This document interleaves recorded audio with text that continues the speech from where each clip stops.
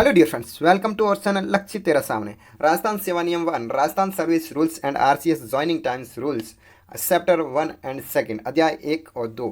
इसमें अपन देखेंगे, जैसा कि आपको पता है टीआर एंड जूनियर अकाउंटेंट के लिए अलग से सब्जेक्ट है। 75 मार्क्स का आता है और इसमें जो भी गिवन है अध्याय 1 का आज अपन डिस्कस करेंगे। अपन ने ये कोर्स स्टार्ट किया है तो इसको पूरा करके रहेंगे। ठीक है, तो आइए स्टार्ट करते हैं अध्याय 1 से। तो अध्याय वन में कितने रूल्स हैं, तो यहाँ नॉर्मली देख लें कि अध्याय 1 में नियम में 1 से 6 तक रूल्स दे रखे हैं अध्याय 1 में। ठीक है, तो इनके बारे में देखते हैं अध्याय 1 क्या बोलता है। अध्याय 1 में नियम 1 व 2 क्या बोल रहा है। Rules 1 and 2। राजस्थान राज्य से संबंधित सेवाओं व पदों पर नियुक्त व्यक्तियों की सेवा शर्तों के बारे में राजस्थान के राज प्रमुख की ओर से इन नियमों को बनाया गया है। अब राजस्थान सर्विस रूल्स ये किन के द्वारा बनाए गए हैं, तो राजस्थान के राज प्रमुख की ओर से बनाए गए हैं। ये नियम 1 अप्रैल 1951 यानी कि 1 अप्रैल 1951 से प्रभावी हुए तथा राजस्थान सरकार की सेवा में कार्यरत सभी कर्मचारी अधिकारियों पर ये नियम लागू होते हैं। किस पर? राजस्थान सरकार में सेवा कर रहे हैं कर्मचारी एवं अधिकारियों पर ये नियम लागू होते हैं। आइए नेक्स्ट देखते हैं।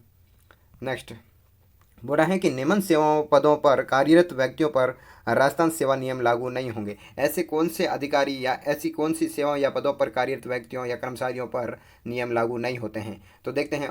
केंद्र अन्य राज्य सरकारों से प्रतिनियुक्त पर आए अधिकारी, या केंद्र या अन्य राज्य सरकारों से प्रतिनियुक्त पर आए अधिकारी। जैसे मान सकते हैं कि जो पहले एक कर्मचारी था जो कि तमिलनाडु के गवर्नमेंट के अंडर वो कार्य कर रहा था, वो प्रतिनियुक्त होकर आया है राजस्थान में, तो इस प्रकार के उन पर ये नियम लागू नहीं होते हैं आरएसआर। फिर राजस्थान उच्च न्यायालय के न्यायाधीश पर ये नियम लागू नहीं होते हैं। राजस्थान लोक सेवा आयोग के अध्यक्ष व सदस्य पर ये नियम लागू नहीं होते हैं। राजस्थान के लोक सेवा आयोग के अध्यक्ष व सदस्य पर। अखिल भारतीय सेवाओं के अधिकारी उन मामलों में जो केंद्र सरकार द्वारा बनाए नियमों के अधीन आते हैं, उन पर भी ये आरएसआर लागू नहीं होता है। आकस्मिकता मद कंटिजेंसी से भुगतान प्राप्त करने वाले व्यक्ति, इन पर भी ये रूल लागू नहीं होता है। वर्कशार्ट कर्मचारी, इन पर भी ये रूल लागू नहीं होता है। ठीक है, नेक्स्ट देखते हैं।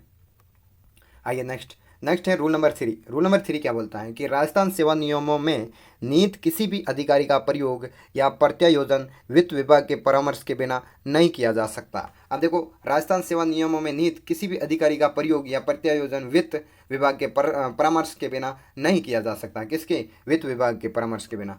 वित्त विभाग के से डिस्कस करने के बाद में ही उसको अलॉट किया जाता है। फिर आगे, वित्त विभाग किसी आदेश द्वारा ये निर्धारित कर सकता है कि किन किन मामलों में उनकी सहमति पहले से ही दी हुई मान ली जाए। अब बोल रहा है कि वित्त विभाग किसी आदेश द्वारा ये निर्धारित कर सकता है कि वित्त विभाग आदेश दे सकता है कि किन मामलों में उसकी सहमति पहले से दी हुई जो कि मान ली जाए, तथा किन मामलों में विभाग की सहमति प्राप्त करने के लिए प्रकरण प्रस्तुत करने होंगे। तो उसमें निहित मतलब व्यक्ति जो अधिकारी जो कार्य कर रहा है, ये जो वित्त विभाग के परामर्श के बिना वहाँ पर कार्य नहीं कर सकता। नेक्स्ट है rule number 4 and 6। Rule 4 and 6 बोल रहा है सरकार राजस्थान सेवा नियमों के किसी भी प्रावधान को उचित प्रतीत होने पर शिथिल कर सकेगी और सरकार को अधिकार है कि वो कर्मचारियों के वेतन भत्ते, अवकाश व पेंशन से संबंधित नियमों में समय समय पर संशोधन कर सकती है। ये किसको अधिकार होता है? सरकार को अधिकार होता है कि कर्मचारियों को जो भी सैलरी, अलाउंस है ना, पेंशन, ये सारे मिल रहे हैं, वो समय समय पर संशोधन कर सकती हैं, अमेंडमेंट कर सकती हैं। ये सरकार के पास अधिकार होता है। आगे, इन नियमों की व्याख्या इंटरप्रिटेशन का अधिकार राजस्थान के राज्यपाल के पास सुरक्षित है। इन नियमों की व्याख्या इंटरप्रिटेशन का अधिकार किसके पास होता है? राज्यपाल के पास सुरक्षित होता है। ये रूल नंबर 4 एंड 6 इससे रिलेटेड है। नेक्स्ट है कि राजस्थान सेवा नियमों के अधीन की गई किसी कार्यवाही या पारित आदेश को लोक हित में रिव्यू करने या इस संबंध में अधिकारियों को निर्देशित करने का सरकार को अधिकार है। देखो, राजस्थान सेवा नियमों के अधीन की गई कार्यवाही या पारित आदेश को लोक हित में रिव्यू करने या संबंध में अधिकारियों को निर्देशित करने का अधिकार किसके पास होता है? सरकार के पास। फिर ये रिव्यू गलत तथ्यों के आधार पर या तथ्यों के बाद में सामने आने के आधार पर सामान्यतः आदेश जारी होने के 90 दिन की अवधि में किया जाएगा। ये रिव्यू देखो, तथ्य के या तो तथ्य गलत, रिव्यू गलत आया या तथ्यों के बाद में सामने आने के आधार पर सामान्यतः आदेश जारी होने के 90 दिन की अवधि में किया जाना चाहिए। कितने दिन की अवधि में? 90 दिन की अवधि में, 90 डेज की पीरियड में किया जाना चाहिए।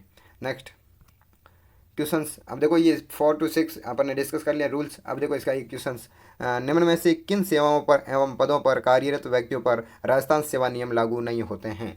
अब देखो राजस्थान सेवा नियम RSR किन पर लागू नहीं होते हैं। ऑप्शन ए बोला है केंद्र या अन्य राज्य सरकारों से प्रतिनियुक्त पर आए अधिकारी, राजस्थान उच्च न्यायालय के न्यायाधीश, राजस्थान लोक सेवा आयोग के अध्यक्ष एवं सदस्य, उपरोक्त सभी। तो यहाँ ऑप्शन उपरोक्त सभी हो जाएगा, डी इज राइट हो जाएगा। नेक्स्ट ये अपना टेलीग्राम ग्रुप है, ज्वाइन कीजिएगा और इसमें ऐसे ऐसे कंटेंट आपको अवेलेबल होते हैं।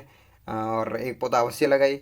वाणिज्य वर्ग का सबसे बड़ा टेलीग्राम ग्रुप है, QR कोड स्कैन करके यहाँ पहुँच सकते हैं, नहीं तो ये जूनियर अकाउंटेंट PDF के नाम से सर्च करिएगा टेलीग्राम में, ये अपना ग्रुप ओपन हो जाएगा। ज्वाइन कीजिएगा, फ़ायदा उठाइएगा। All the best. Thank you for watching this video. Bye, take care.